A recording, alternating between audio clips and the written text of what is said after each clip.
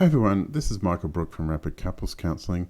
This video is about the habits of connection versus the habits of disconnection. Now, often when couples come to me, they're feeling very disconnected from each other. Often their sexual engagement will be very, very poor.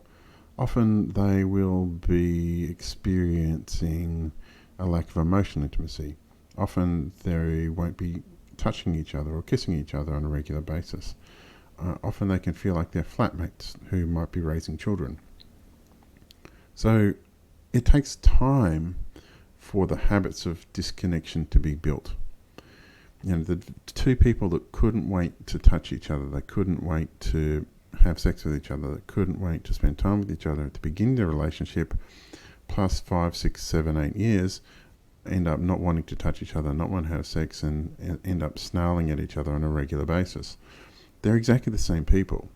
It's just that they've gotten into habits of disconnection that amplified through time, plus adding in a whole heap of stress, and you end up getting a relationship where both people are miserable. Now, what I found with working with hundreds of couples is that it's actually relatively easy to get the relationship to improve, but what it requires is a changing of habits. To changing the habits of disconnection and going back to the habits of connection.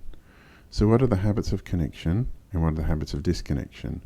Well, the habits of disconnection is firstly taking your partner for granted, believing that since they've chosen you once, they'll always be there. I can tell you this is absolutely not true.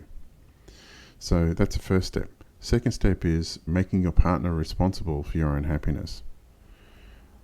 That's a recipe for disaster, because if they do something that you don't want, your entire world can feel like it's crashing down. Two happy, well-regulated people have a happy, well-regulated relationship, but if one person isn't well-regulated, then there's a problem. Okay, so the next habit of disconnection is spending too much time on your phone. Attention is the currency of a relationship. I say it over and over and over and over. If you're not giving your partner your time and attention, you're not having a relationship. You need to make sure you're giving your partner your positive time and attention the same way you did in the beginning of the relationship. And the next habit of disconnection is making sure your sexual relationship is the bottom priority and not the top. Right? That's a good way of making sure both people aren't happy. Now, over a period of time, life changes. The priority that you put on your relationship at the beginning of the relationship is not what's happening 5, 6, 7 or 10 years time with 2 kids and business stress and mortgage stress and financial stress. You've got other priorities, but it's very important for you to maintain the habits of connection whilst you're dealing with those stresses, because if you're maintaining the habits of connection with your partner whilst you're dealing with those stresses, then your relationship will be much better. So what are the habits of connection? Well, the exact opposite of what I said before. So firstly, you need to make sure you maintain a good sexual relationship. You need to maintain your emotional intimacy. You need to communicate with your partner about what's going on for you, what's happening for you emotionally. You need to regulate your own emotional states and bring the best of yourself to your relationship. That means doing exercise, because exercise is fantastic for emotional self-regulation. You need to make sure you're giving your partner your time and attention to make sure your partner is a priority. Having your partner sit next to you for 3 or 4 hours a night while you're scrolling through your TikTok videos or Instagram Reels or Facebook Shorts or whatever, whilst your partner's screaming out for your attention and screaming out to be touched, is not a good idea.